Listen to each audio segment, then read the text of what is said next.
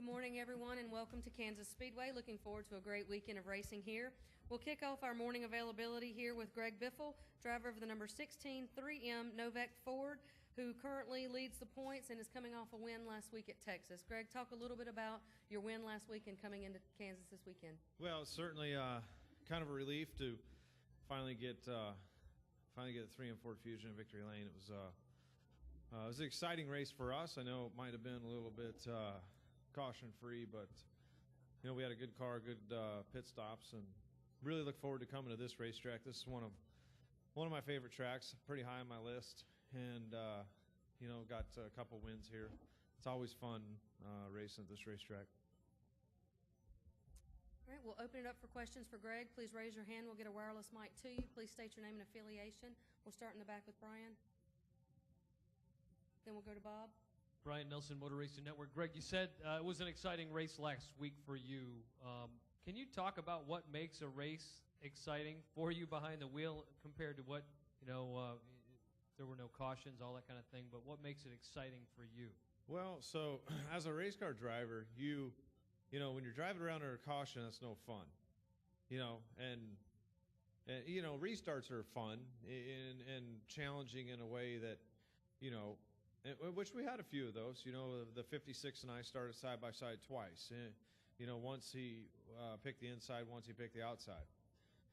And a lot of and pit stops, pit cycles, and where you're running on the track, trying to make your car better. Every single lap, something happens, or you're grading yourself, or you're I'm getting my lap time and the leader's lap time, and the guy, or if I'm running third, I'm getting second place and fourth place lap time. So every single lap of the race, something is happening. And when I enter the corner, maybe I try and a little bit different, run the bottom, lap car coming up, I'm going to try and run the middle, and the tires are falling off, and I'm changing lanes. I'm trying to figure out, where I'm running faster. Joel tells me the 29's running all the way up against the fence. He's the fastest car on the track right now. So, I look and see, do I have room behind me to take the chance of going up there and running that high line, because I know it's going to take me a couple laps to get going. So Mark Martin's 20 car lengths in front of me. I've been trying to catch him driving my tail off. So I go up and run the top groove, and I lose about 8 car lengths to him. But the track felt like it had a lot of grip, so I'm going to enter a little faster and try it. So I drive in the corner a little faster, 3 and 4. And I almost get the fence, because things sliding up there, and I go to the gas, and I have good momentum off. I lost another 8 car lengths to him. So now I'm not, 15, 20 car lengths behind him. Now I'm 35 or so. So, now, okay, that didn't work. So I'm back to the bottom, running the bottom. Now I reel him back in some. Now I've gotten back to where I was. So for us, there's constantly, racing going on, adrenaline, and I got to be thinking, okay, you're going to pit 19 more laps. What do you want us to do to the car? And I'm thinking, so you're thinking about, okay, what do I got to do to be better? Is more wedge going to help me lower the track bar? So for us and for the race teams, there's constantly stuff going on. May not look like it from the outside. Maybe just standing up there watching, and when you're 20 car lengths apart, you can't tell really visually whether you're getting closer or not per lap. But if you're watching the lap times on a fan view, or you're listening on the radio to the teams, you're understanding all the strategy and competitiveness that's going on, during that green run. Okay, we'll take our next question from Bob, then go over to Mike. Bob Hocker, Sporting News. Greg, I know you got a kind of a late start in your Cup career, but do you feel any sort of urgency to win this title because you are 42, and do you feel like you need to do anything differently, or do you do anything differently you feel being a little bit older than many of the other guys you'd be competing against? Well, I feel the urgency because I'm ready to win it, but that's really, to me, that's really about it. I feel great. I feel better than I ever have, in these past 5 seasons, the way our team is and how competitive we are, and how I'm driving the car and how I feel personally. So, But yeah, I mean, you know, I think anybody feels the urgency to want to win it. And, you know, obviously someday I'm not going to be doing this anymore. Okay, well, go ahead with your question, Mike. Mike Muller, MikeMuller.net. You were just up in Washington at the White House. If you could take President Obama around at speed for a couple of laps, what track would you most like to take him around at speed? Couple of tracks come to mind.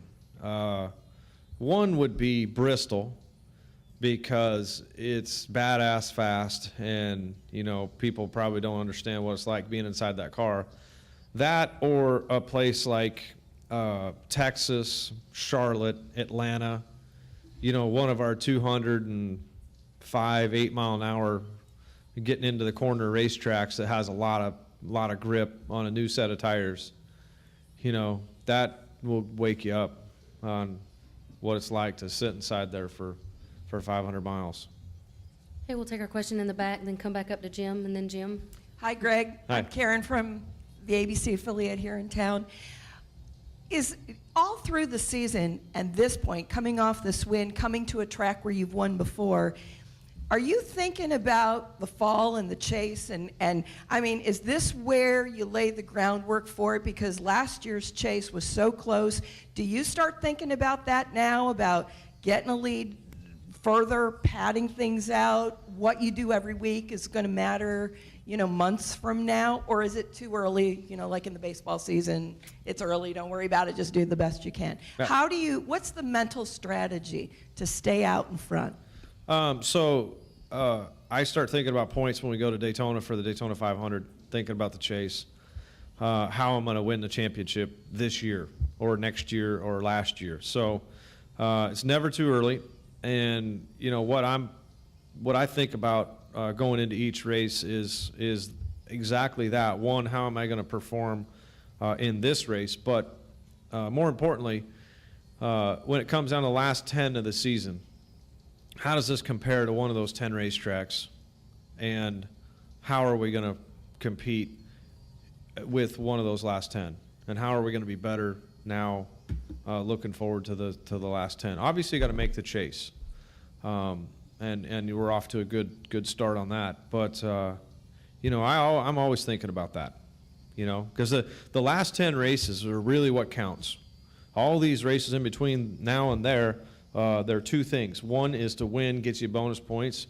And truthfully, other than that, it doesn't really matter unless you're learning something, learning about your cars, and learning about your setup, how you're going to be better for those last 10. Okay. Sure.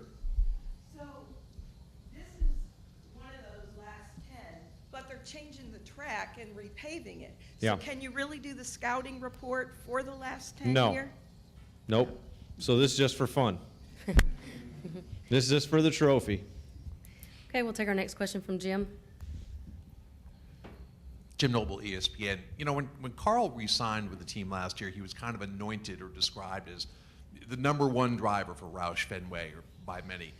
Considering what you've accomplished so far this year, do you feel like that guy this year? Do you look around and say, I can do anything that the 17 and the 99 can do? No, I still think the 99 is the number one team of Roush.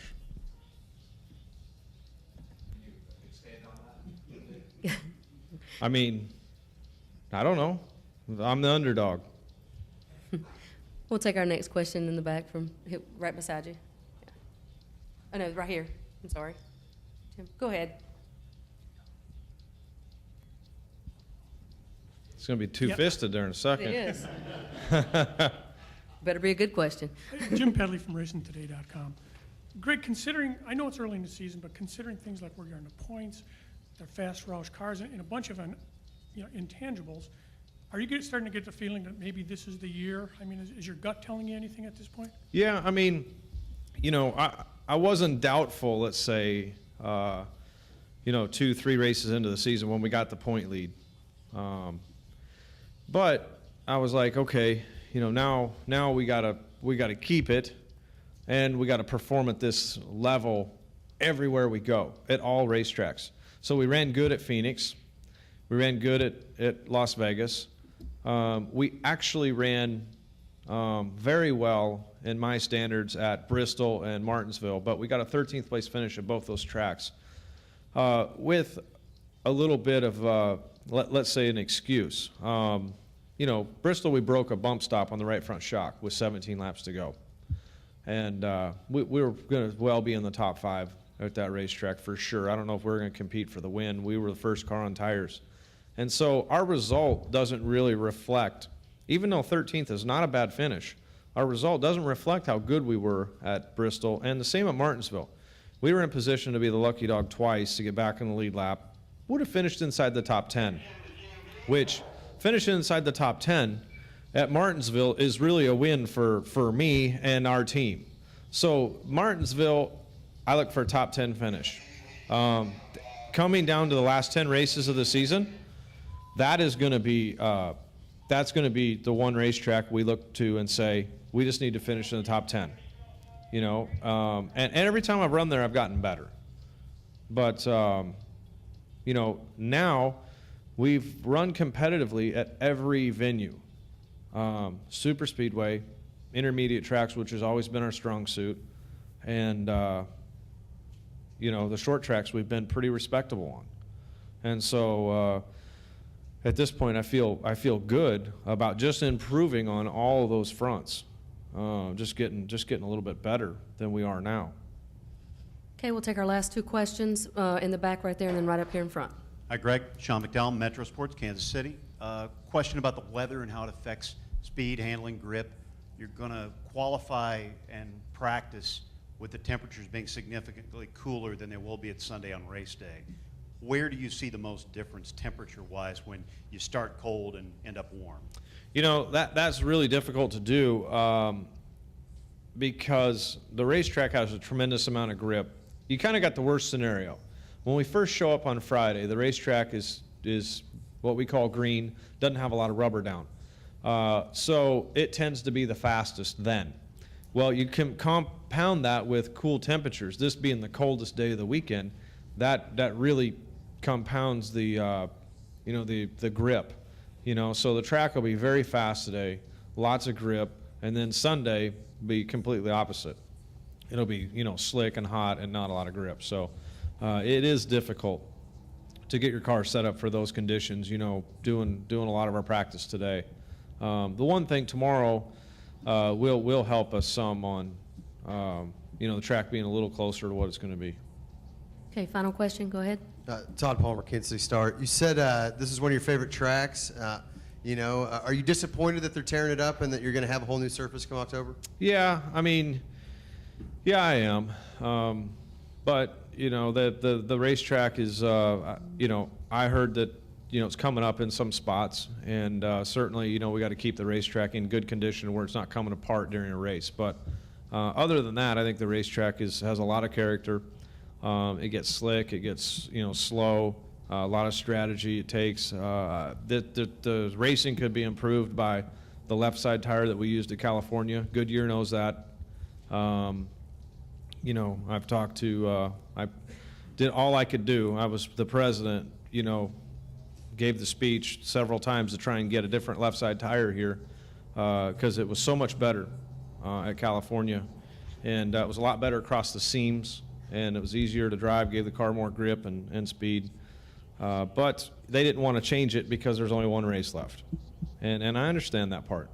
So long story short, no, I don't. I'm a little disappointed, I guess, that they're repaving it, but I understand that, we got to keep the racetrack together as well, not have something happen like what happened at Daytona.